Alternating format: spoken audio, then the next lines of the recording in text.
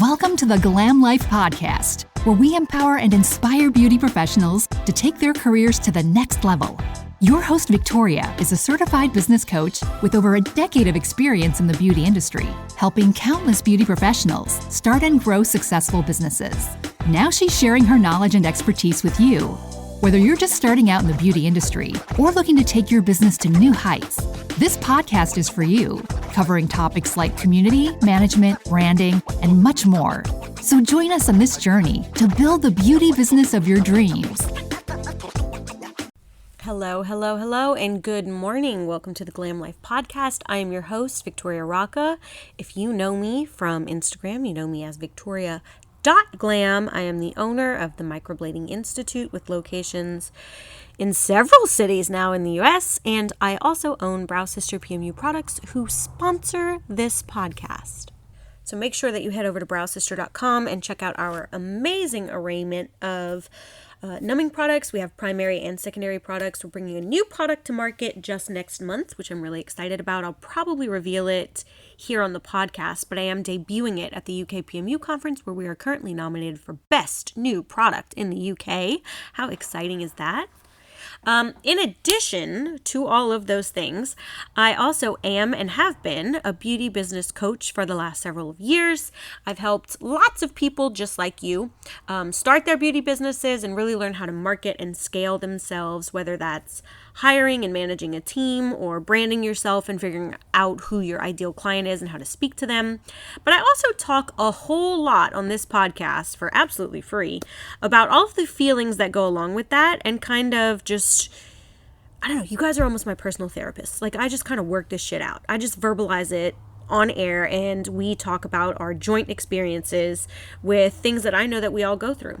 One of those things I want to talk to you about today specifically is this phenomena of becoming friends with your employees and then the feelings of that when it's over. Because we don't own anyone, right? They're eventually going to leave. People who come for a while, they're here for a season, maybe a reason, and then they're gone, right? So nobody stays with you forever. And I think that business breakups are harder than real breakups because at least that's private. But with business breakups, a lot of times you have other people who are like, wow, you have a lot of turnover, or, well, I thought she was solid, why would she leave you, kind of thing. And people don't feel as uncomfortable asking about that.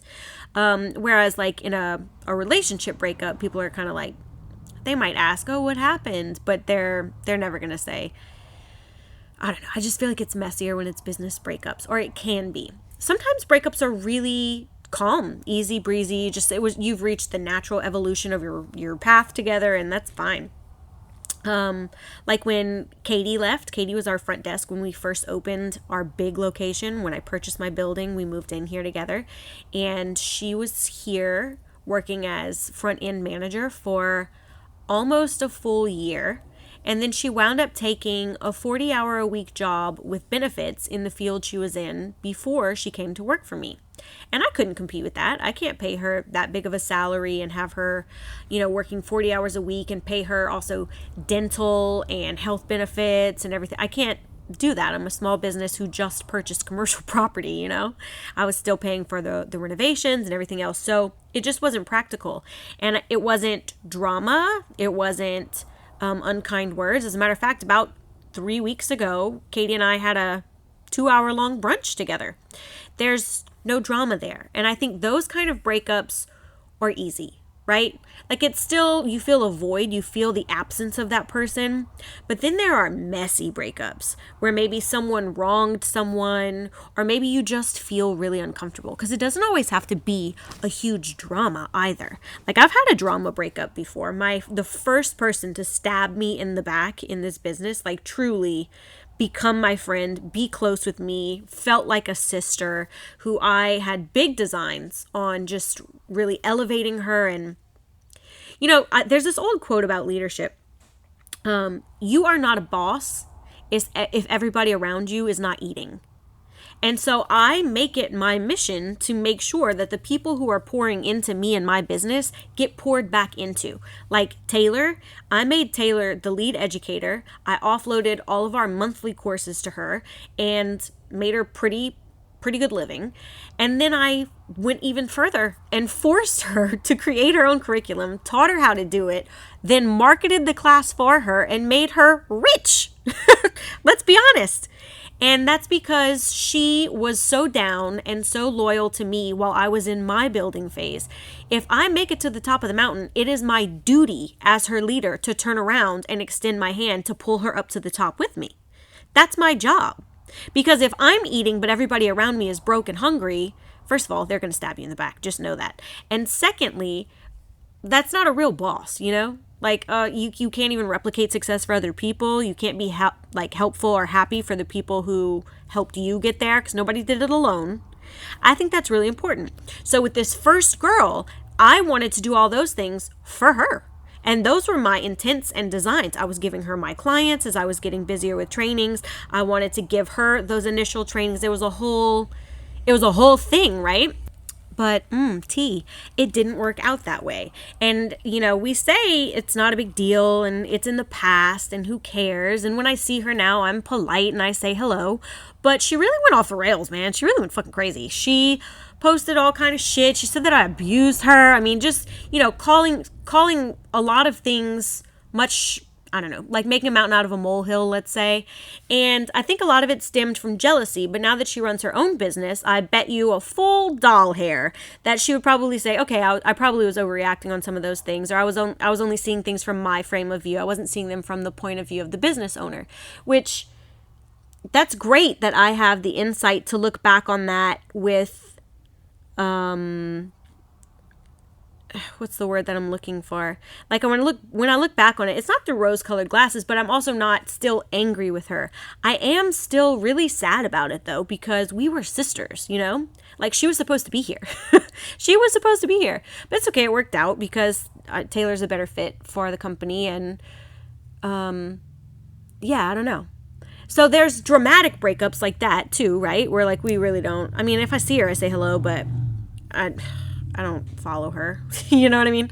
So there's dramatic breakups. But what about those breakups that are just breakups and they're just kind of sad? Like your average run-of-the-mill every day, just, oh yeah, she used to work here, she doesn't work here anymore.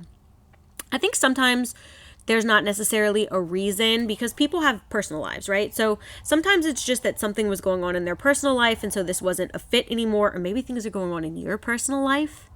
And they're just like, oh, I gotta get out of here. It's not the right fit right now for me. Yeah, I have one of those right now who, like, it's not me. It's her personal life, and she's got one foot out the door, and she gave me notice yesterday. And you guys don't know her. She's not super visible at the business, but it still gets you down though, because we've been together for like a year now, and she's so much fun, and she's so fun to have around that I want to do whatever I can to keep her here, because it's not really about whether or not we earn money together for me. It's about the fact that it makes my work life fun. You know what I mean? Like, she's pleasant to be around. She is, quote, a valued member of the team. We like having her around. We like chatting with her. We like her humor. We like her stories. The air feels brighter when she's around, She's such a good fit. She's a natural fit.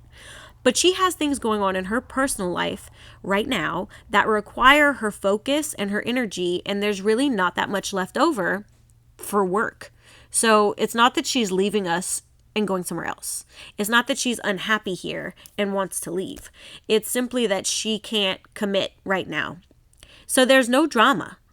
There's no drama. But it also is not at its natural end for both of us. It's not like I was like, yeah, it's time for you to move on. Yeah, it wasn't like that either. It was just simply a bummer. To put it in like just the most obvious terms. Just a fucking bummer. And it's not like I didn't see it coming, because we saw her less, and certain things were happening later or taking longer or just lacking communication. You could feel someone pulling away, but like, I'm just not into it. Like, no, don't pull away, stay here. What are you talking about? Come back here. If things are going shit there, let's make them really great here so you have a safe haven, because we like having you here. We like you. So, yeah, I mean, people have their own free will, right? You don't own anybody. So I can't say, no, you have to stay here. No, you can't ever go work anywhere else. No, you can't quit your job. Like, I can't say that. I have to live with the choices that this person is making, and it is bumming me out. So Sarah and I were on the phone last night crying together, and we were like, no, it can't be. It can't be. Sarah is my day one A1 ace. She's just the best. And so even though we are not in business together, she's a booth renter. She runs her own business and she runs it however she wants. She's also a bartender, so often she runs it, at hours that I'm not here. We're almost ships passing in the night at this point. But we're still both pretty plugged in and we talk pretty often, even if we're not face to face. And I have to tell you, she's the first person I run to because she's my home base, right? She was there since day one. Do you have someone like that? Someone who maybe they're kind of inconsequential in the grand scheme of things, but emotionally they're so important to you because they were there when you were building, or because they were there when you went through a hard time, or because they were there when you first, had your breakthrough or your big chance or whatever. Oh God, Duolingo's texting me. Okay, I will learn French. Anyway, so Sarah is still who I kind of run to. I mean, of course, I always tell my husband everything. My husband is my best bud on the whole planet. So he was the first person I told. But then after I told him, he gave me kind of the husband answer. Oh, that sucks. Well, I guess, makes sense. That kind of shit. Like, nobody asked you that, Andrew. I asked you to let me sit here and cry and feel my feelings, okay? Well, Victoria, this is like your millionth, you've been in business 7 years. It's not, who cares, Well, I care. I'm not saying I don't care about her. I'm just saying, okay, all right. It's not giving what it needs to give, so I'm going to call Sarah. Sarah was bartending, so I had to wait until 11 p.m. when she was done, which was like a whole hour wait, which was way too long to make me wait when I'm emotional. Yeah, and then we just kind of cried on the phone. No, it can't be. But it's so, and then, we spoke a little this morning. I know she spoke with her as well. And it seems like there's resolve. It seems resolute. It is certain that this person will be exiting the team. And it's just weighing so heavily on me because as a leader, I start to think to myself, and I'm sure you do too when you have a team member leave. You think to yourself, what could I have done differently to support this person? And while this person is a contractor, they don't work for me directly, there's still so much more that I would recommend for her to do. I don't feel like it's give up time. I told you, it doesn't feel like the natural end of something. But where is our place as leaders? Because you can lead a horse to water, right?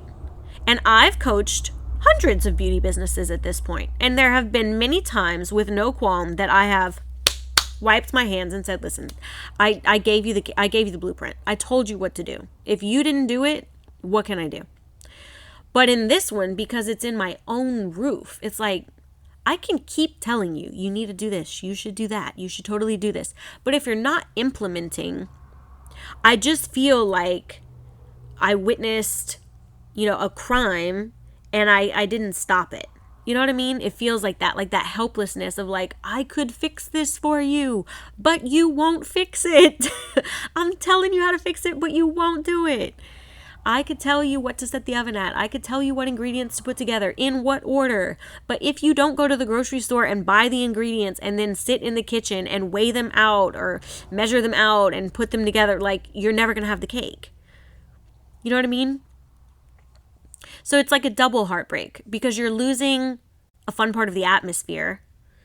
And then also you're feeling damn, I didn't help her in time, or I didn't help her enough, or she just wouldn't listen, or it's that kind of thing. Do you feel that way? Somebody go to my Instagram. If you're listening right now, go to my Instagram, find the post talking about today's episode, and comment on it and tell me if you have ever had, let's call it a bland breakup.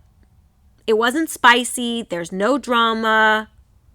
It wasn't joyous, yay, you're moving on to better things, it's come to its natural end. It was just bland. It just is what it is. It's a breakup that we're not feeling. I'm not vibing with it. And welcome back anytime. Happy to go to drinks or dinner or lunch, hang out. But yeah, Nobody did anything wrong. It's just sad. Do you ever feel that way? Have you had a business breakup like this? What do you do? So I'll tell you what I did.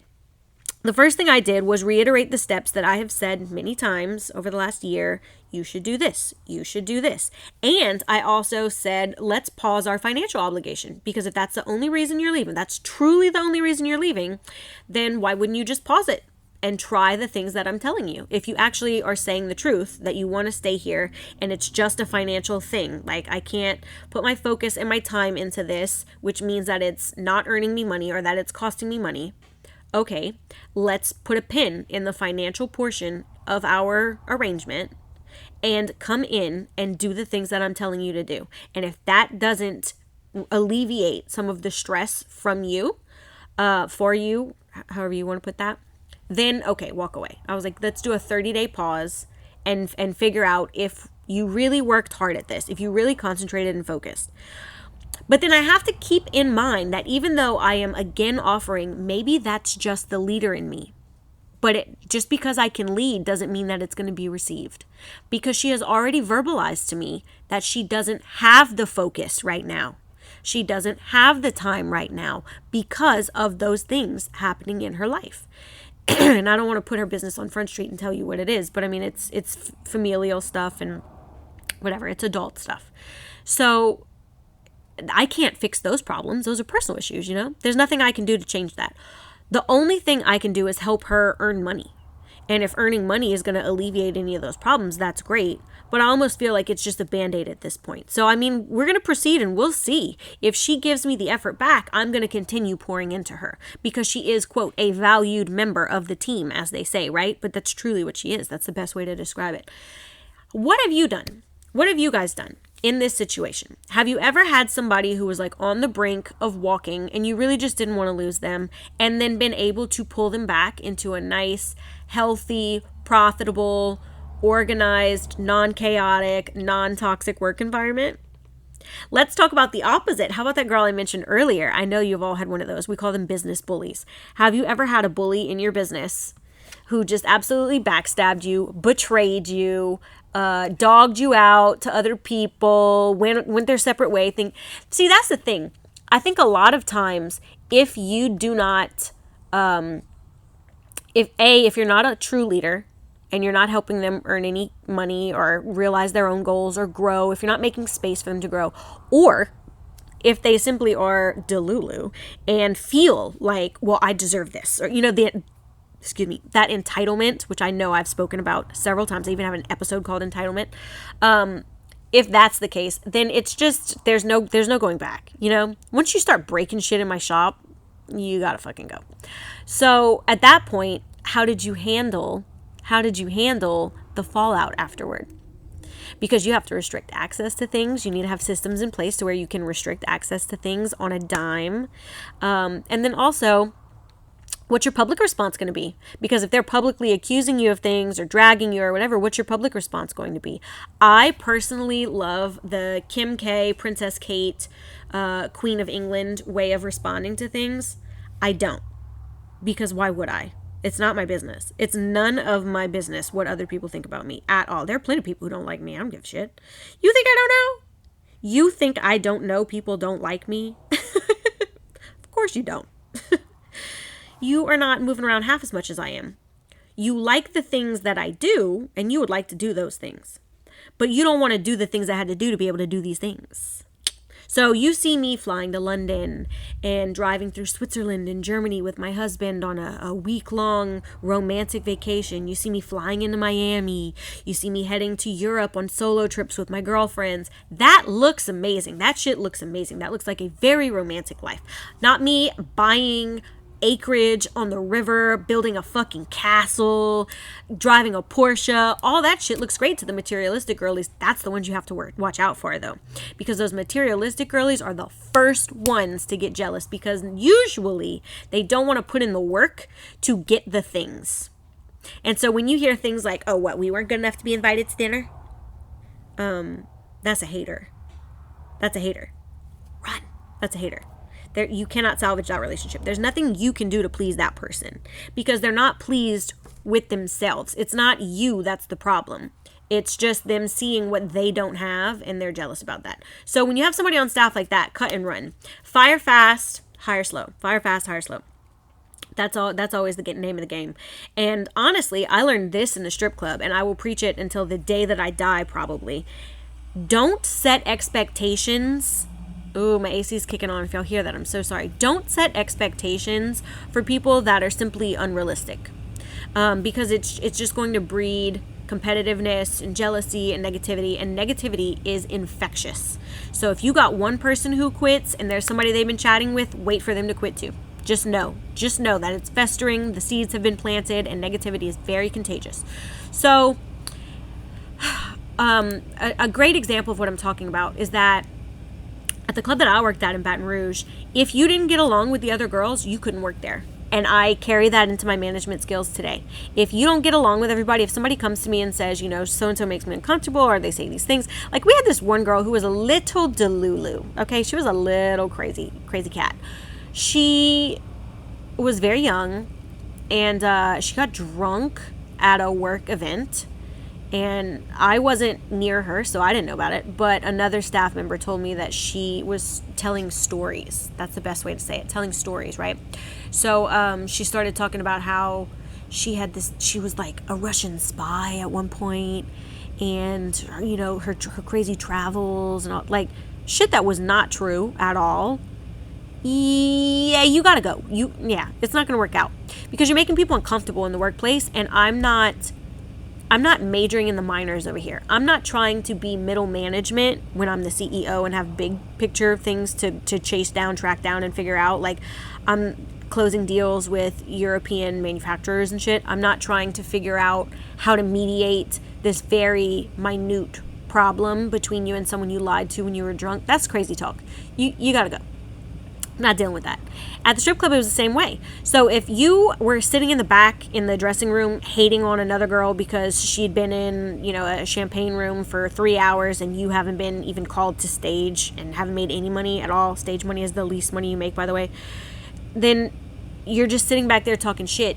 All you're doing is being really, really jealous and hating and spreading that around the club. And you have to kill that right now, as a club owner. You have to say, can't happen, because then all my girls are going to become catty. It's going to become toxic. Nobody's going to be making money. If you walk into a club and the girls are like, hey, oh my God, hi, nice to meet you, there's money in the club. Just know that. There's money in the club.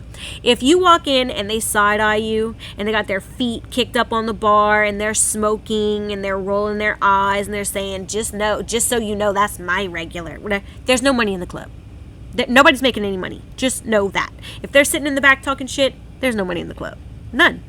And I only worked at one place as a brow artist. I only worked one place. And it was new, and the person was new to management, so no hate towards her at all. But she was new to management, right? So we had these expectations that you needed to be there from this time to this time, and we were not getting hourly pay. Hello, tax fraud, because we were 1099, but we were required to be there from this time till this time. And you had to sit in this little tiny break room in the back and just practice if you didn't have any clients. Well, of course we don't have any clients. We're all brand new, I could practice at home, but whatever. That was the rule. Do you know what happened? The same shit. I was watching it happen in 4K right in front of me. Oh, this one's talking about that one, and why does so-and-so always have, and nobody's on my books, and I know they skipped me when somebody called in. It was negative. And nobody wants to be around that. I don't run my shop that way. If you book yourself and you have something to do here, when you walk through the door, you're earning money, everybody's in a great mood. Everybody who's here is in a great mood. Everybody's getting along, everybody's having a good time. You are here to either make content so that you can market yourself and get booked, or because you are booked and have a client and you're going to make money. Everyone's in a great mood. And I love that. That's why we have a little sisterhood, and that's why we all enjoy seeing each other and coming to work every day, and it always feels like a party. The atmosphere here is a party. And when someone comes in and sticks out like a sore thumb, they gotta go. We had another girl once who, on her first day, the hiring manager was kind of walking her through things, and she was like, this is a lot. I mean, I don't want to do this job for long. Okay, you don't have to do it at all. You could go. You don't have to do it. Be serious. I can't. Yeah, there's so much that goes into leading a team. And at some point, we want to take those negative Nancy's and like the shepherd that goes back for the one sheep, right? We want to inspire them. We want to lead them. We feel like we're letting our team down when they are negative or jealous or envious or a hater, kind of. Like the call is coming from the inside, right? Like your biggest hater is right there on your payroll. We feel like, what is my culpability in this? Where did I go wrong as a leader? But sometimes where you went wrong as a leader is not firing fast enough. That's not the case with the girl that I was bummed about this morning. Not at all. First of all, like I said, she doesn't work for me. She is a contractor. So she's just like part of the extended MBI family, which is why you guys don't know her or see her. But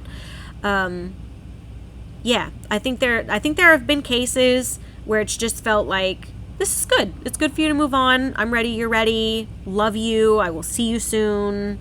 You know, it's time for you to move on. There have been times where it's been like, what the fuck was that? I feel like I got hit by a train, like blindsided. What the fuck? What was that? Where did that come from? I literally offered you a raise and you went in my shop busting shit up. Like, what? This is crazy talk. This is a crazy person. I don't know what's going on. And then there are times like this morning where it just doesn't feel good. It just does not feel good. And you want to change things. And you want to put all of your leadership and all of your efforts and just really put your whole vajussi in there, you know? Try and help this person out. But at the end of the day, horses to water, man. Horses to water.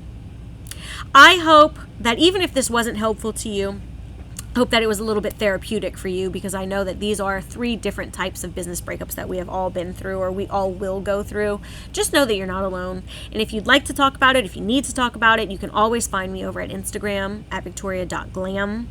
Please, please, please, please go to my Instagram, find the video, the little reel that discusses today's podcast, and let's talk about it, because I feel like that's what helps people the most, is just kind of like talking, airing it out, sharing experiences, and knowing that you're not alone. It's not an experience that's unique to you.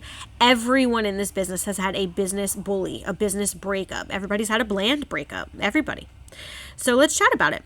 And as always, I will see you here next week, thanks to Brow Sister PMU products, browsister.com, for all of your numbing needs. We also have an assortment of biotech pigments and Brow Sister microblades if you're on the market. I believe we will be carrying neon black cartridges soon, which is very exciting. We have a new product coming out next month, so keep your eyes peeled for that. I will meet you here next week. As always, I'll see you soon. Bye.